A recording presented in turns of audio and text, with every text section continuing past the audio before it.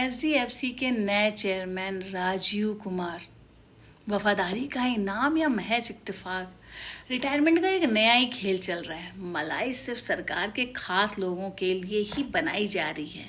उन्हें ही क्यों दी जा रही है भाई ये मलाई? क्रोनोलॉजी और तारीखों का यह खेल देखिए। मई 2024 में देश में लोकसभा चुनाव संपन्न होते हैं। चुनाव कराने वाले मुख्य चुनाव आयुक्त राजीव कुमार फरवरी 2025 में अपने पद से रिटायर होते हैं और उसके ठीक कुछ महीनों बाद जून 2026 में देश का सबसे बड़ा प्राइवेट बैंक एचडीएफसी उन्हें अपने बोर्ड का चेयरमैन नियुक्त कर देता है। जनता सोचती है कि ये महज एक कॉरपोरेट नियुक्ति है, लेकिन प्रशासनिक भाषा में इसे रिवॉल्विंग डोर सिंड्रोम कहा जाता है। जानना जरूरी है। एक ऐसा दरवाजा जो सिर्फ सरकार के खास और वफादार अफसरों के लिए घूमता है। आज बिना किसी लाग लपेट के सीधे तथ्यों के साथ समझेंगे कि कैसे नियम सिर्फ आम जनता के लिए बने हैं और मलाईदार पद सिर्फ खास लोगों के लिए है। ये जानना आप सबका हक है कि क्यों लाभ के पदों पर ये बड़े बड़े अधिकारी लोग ही पहुंच जाते हैं। संविधान और नियम कहते हैं कि हितों के टकराव को रोकने के लिए आईएएस अफसरों के लिए, जो आईएएस ऑफिसर हैं, उनको रिटायरमेंट के बाद कूलिंग ऑफ पीरियड होना अनिवार्य है, मैंडेटरी है। यदि आप तुरंत किसी प्राइवेट कंपनी में व्यावसायिक पद नहीं ले सकते हैं, मतलब आप कूलिंग पीरियड में रहेंगे तो कोई लाभ का पद नहीं लेंगे, ताकि यह शक ना हो कि अपने पद पर रहते हुए उस कंपनी को या सरकार को आपने कोई लाभ पहुंचाया हो, इसीलिए उसने आपको पद दे दिया, इसलिए आपको कूलिंग पीरियड निकालना होता है।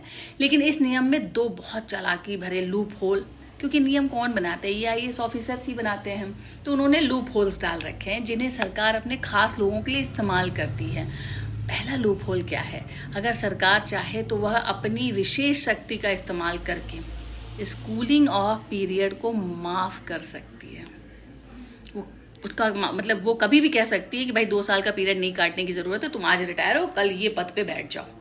तो ये लूप होल है। दूसरा लूप होल, राजीव कुमार 2020 में वित्त सचिव के पद से रिटायर हुए थे, जिसके बाद वो चुनाव आयोग संवैधानिक पद पर चले गए। तकनीकी रूप से उनका कूलिंग ऑफ पीरियड पुराना हो चुका था, लेकिन सवाल यह है कि जो व्यक्ति कल तक चुनाव आयोग जैसे बहुत ही सेंसिटिव कुर्सी पर बैठा हुआ था, सरकार और विपक्ष के बीच निष्पक्ष अंपायर होने का दावा कर रहा था, उसका रिटायर होते ही कॉर्पोरेट बोर्ड या कह लीजिए बोर्ड रूम के स्पेशल कुर्सी पे उसका इंतजार होना, क्या ये नैतिक है? बिल्कुल नहीं है। लाभ के पद मिल रहे हैं, सरकार के खास बनी है। अब एक तार्किक सवाल, एचडीएफसी जैसे कॉर्पोरेट कंपनियों को पूर्व सरकारी अफसरों में ऐसा क्या दिखता है? क्या देश में युवाओं की कमी है? क्या हार्वर्ड और आईआईएम से निकले टॉपर्स कम काबिल हैं?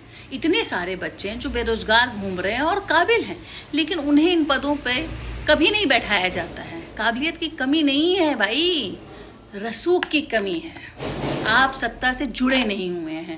प्राइवेट सेक्टर इन रिटायर्ड अधिकारियों को उनके बिजनेस आइडियाज के लिए नहीं, बल्कि उनके नेटवर्किंग और रसूख के लिए करोड़ों के पैकेज देती है।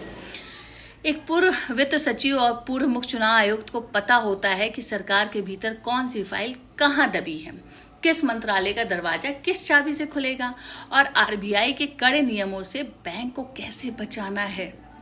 भाई ये सब लाभ मिलता है। कॉर्पोरेट सेक्टर में कोई जाता है आईएएस अधिकारी तो उस कंपनी को ये लाभ मिलता है, यह शुद्ध रूप से योग्यता का नहीं, बल्कि इनसाइडर एक्सेस और सरकार के चहेतों को पोस्ट रिटायरमेंट रिवार्ड देने का खेल चल रहा है।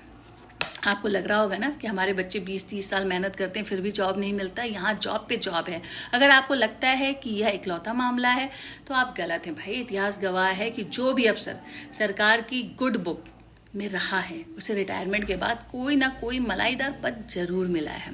कई पूर्व मुख्य चुनाव आयुक्तों को रिटायरमेंट के बाद राज्यसभा की सीटें या सरकारी आयोगों के अध्यक्ष पद भी मिले हैं भाई। ऐसा नहीं है कि नया मामला है, बहुत सारे ऐसे मामले हैं। कई सुप्रीम कोर्ट के रिटायर्ड जजों को रिटायरमेंट के बाद या कह लीजिए जैसे ही रिटायर वो होते हैं उनको राज्यपाल का, राष्ट्रीय मानवाधिकार आयोग का, ऐसी संस्थाओं का प्रमुख बना दिया जाता है, जहाँ पे वो पहुँच जाते हैं और फिर मलाई काटते हैं। कई पूर्व कैग अधिकारियों को खेल संघों का या कारपोरेट बोर्ड्स में भी जगह, संघों में और कारपोरेट बोर्ड्स में भी जगह मिली है। तो ये रक्षक हैं। जब रक्षक ही रिटायरमेंट के बाद मिलने वाले भक्षकों के इनाम की कतार में खड़े हो जाएंगे तो आम जनता किस न्याय और निष्पक्षता की उम्मीद करेगी? ये सरकार को सोचना चाहिए।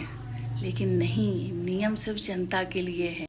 नियम, कानून और आचार संहिता सिर्फ आपका चालान काटने और आपसे टैक्स वसूलने के लिए नहीं होने चाहिए।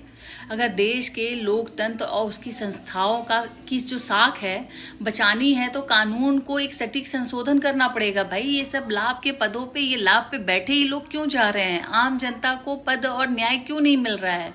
मांग उठानी होगी कि देश के शीर्ष संवैधानिक पदों पर बैठे लोगों जैसे सुप्रीम कोर्ट के जज, चुनाव आयुक्त, सीएजी और केंद्रीय सचिवों के लिए, जो सचिव हैं, उनके लिए रिटायरमेंट के बाद किसी भी प्राइवेट, कारपोरेट या सरकारी लाभ के पद पर जाने की लाइफ टाइम बैन हो जाना चाहिए। भाई, ये क्यों जाए? ऑलरेडी इन्होंने इतनी वीआईपी जॉब की है। क्योंकि जब तक मैच के बाद अंपायर को इनाम मिलने की उम्मीद रहेगी ना, तब तक खेल कभी निष्पक्ष नहीं हो सकता। क्या ये न्याय करेंगे? इनको पता है कि सत्ता पक्ष की सुनो, अगली बार तुम्हें इंपॉर्टेंट पद मिल जाएगा। ये सुनेंगे ही नहीं किसी की। तो भाई, आम जनता कहाँ जाएगी? आम जनता क्या सिर्फ मरने के लिए पैदा हुई है? लाभ सिर्फ ये लाभ के पदों पे बैठे हुए ही लोग लेंगे? ये सोचना होगा और सवाल उठाना होगा और पूछना होगा सरकार से कि क्यों ऐसा हो रहा है। ये जो भी लूप होल है इसको बंद करिए और इस तरीके के लाभ के पद देना बंद करिए। सरकारी संस्थाओं से निकलकर, सरकारी लाभ उठाकर रिटायर होते ही लोग तुरंत एक लाभ के पद पर चले जाते हैं। ये जनता के साथ विश्वासघात नहीं है? जो जनता बेरोजगारी की लाइन में खड़ी है उसके लिए विश्वासघात नहीं है? अपने हकों के लिए सवाल उठाना पड़ेगा, सरकार से पूछना पड़ेगा। अब ये चीज़ें बंद होनी चाहिए।